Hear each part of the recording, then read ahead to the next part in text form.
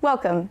I'm Nicole Cervi, and I'm joined here today by my colleague Brendan McKenna to discuss our recent special report on the 2023 Women's World Cup tournament. So Brendan, over time, the Women's World Cup has really grown in popularity, and recently the World Cup kicked off in Australia and New Zealand.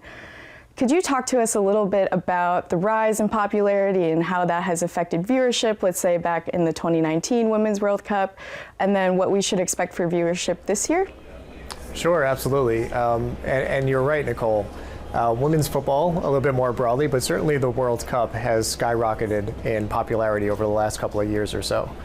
So to put some numbers to that, in 2019, the Women's World Cup generated about 1.1 billion people as far as total viewership. That represents about a 30 to 35% increase from what we saw in the 2015 tournament. And I think what's also really impressive about the Women's World Cup is that the viewership has become more global and more diverse than maybe ever before. So we're seeing a lot of viewers come from Asia. We're seeing a lot more viewers come from the Middle East and the North Africa. And then these really regional powerhouse football regions and countries have also been very supportive of the Women's World Cup as well. So think Europe, think South America, think Central America. All of these regions have watched more and more women's football, and again, specifically the World Cup. Now for this year, FIFA is estimating that about 2 billion people will watch the World Cup matches. That would also represent about a 40 to 45% increase from what we saw in 2019. So again, pretty explosive growth. And to take that a step further, if those estimates from FIFA are accurate, this year would mark the most watched women's sporting event of all time. So really impressive popularity, and of course the viewership has followed in lockstep as well. Yeah, 2 billion is quite a few eyeballs to have on one tournament. I think, like you said, it would be the most watched women's sporting event, and likely it would overtake the audience of the Summer and Winter Olympics. So that's great. So you talked about the rise in popularity and how that's affected viewership, and I'm assuming that media coverage obviously would rise with the rise in viewership. So could you talk to us a little bit about how this growth in popularity has potentially affected the value of media rights that are received for the Women's World Tournament? Yeah, that's a really great question, Nicole. And to backtrack a little bit, it's been a little difficult over the years to actually assess the commercial value of women's football and actually women's media rights specifically dedicated to the World Cup.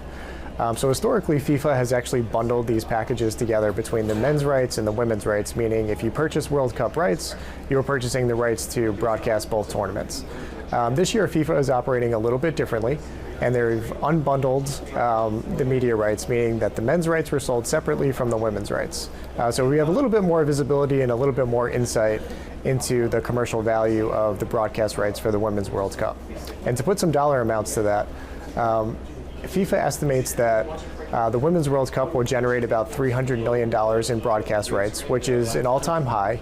But nevertheless, that's only a fraction of what the men's tournament generated. So the men's tournament generated in broadcast rights about $3 billion.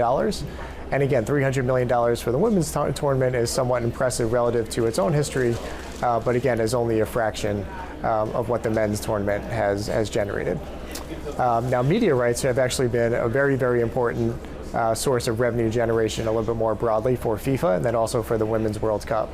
And because these media rights have actually been somewhat constrained and somewhat subdued over time, that's led to a pretty big pay gap between men's athletes and also women's athletes. And if you're, again, just looking at the World Cup, because of these subdued media rights revenue generation, women athletes for the World Cup actually didn't start getting paid to participate in the tournament until 2007.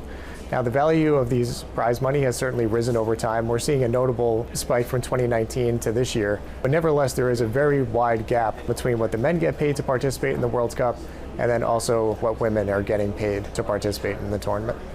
So Nicole, I want to turn it back over to you. And you've done some really interesting work on pay gap between women and men, not just for sports and athletics, but a little bit more broadly. And it covers a lot of different sectors, a lot of different industries across many different countries. So can you touch a little bit more on the pay gap that we're seeing maybe in sports, but again, maybe a little bit more broadly across sectors, industries, and then geographies? Yeah. So I'll start with FIFA and women's soccer generally, and then I'll go out a little bit to where we can see the global gender pay gaps.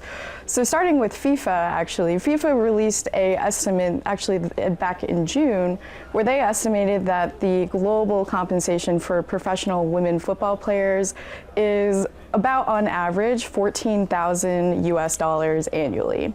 Now, the comparable estimates for men professional soccer players across the globe, there's less consensus around that, but from what we can tell, the average is about 60,000 USD annually. So that's a pretty sizable pay gap, the difference between 14 and 60,000.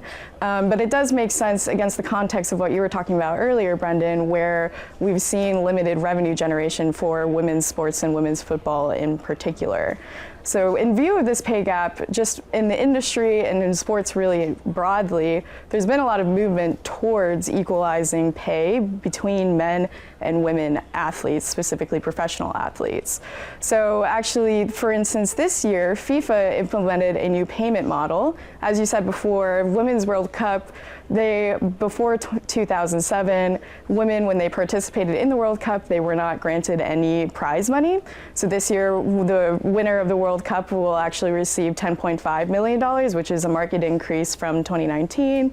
And so that was actually agreed to as a broader financial distribution model where FIFA is going to guarantee essentially every woman who plays in the tournament this year will get a $30,000 payout at least. So the further that they make in the tournament, the more prize money that they will receive.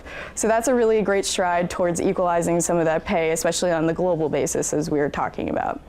Taking it a step further, taking it back to U.S. soil here, the U.S. Soccer Federation, they actually last year agreed to a collective bargaining agreement where U.S. men's and women's national team players, they will receive equal compensation. So what that means is that it'll be equal game appearances fees, equal game bonuses, and then even equal prize money from tournaments such as the World Cup. So that was an astounding breakthrough for the U.S. Soccer Federation. And then just taking it outside of football and just taking it to the global context in particular. So there's been some movement and we've seen some improvement in terms of narrowing the pay gap, especially amongst professional athletes, but more broadly, there hasn't been a lot of improvement in terms of the global gender pay gap. So the OECD actually estimates that the global gender pay gap was about 12% back in 2021. That's the latest data point that we've had available. Now, if you look at that time series, over the past few decades, let's say relative to 1990, it has improved quite a bit. But if we're looking at the more advanced economies, such as the United States, the UK, or Japan, they've actually seen progress stall quite a bit in terms of narrowing the gender pay gap. So Brendan, let's pivot here and get back to the World Cup. Let's talk about our expectations for the tournament. So this year, you've developed a framework that you used in the previous World Cup report that we released last year for the men's tournament. I know that you have some similar methodology there, but you were able to make some improvements to that. As economists, we were able to put on our econometrician lens and kind of figure out some interesting ways to apply some statistical analysis for sports. So why don't you go ahead and give us some details on the framework for your bracket this year and maybe some interesting takeaways, and why don't you go ahead and tell us who the framework chose as the winner for this year's World Cup? Yeah, you nailed it, Nicole, and this is really the most fun for me, and I hope for many others, is actually predicting the winner and some of the more interesting teams that come out of the tournament. But as far as our framework, you hit the nail on the head. We use an econometrics type of framework. Very similar types of analytical tools that we use to forecast economies, that we use to forecast financial markets. And we basically just applied that towards the Women's World Cup. And it's a very similar framework that we used for the men's tournament last year. To your point, we made some tweaks to hopefully improve the predictive power of it. But nevertheless, we did use this statistical and mathematical approach that, again, we use towards economics and financial markets and applied that towards athletics.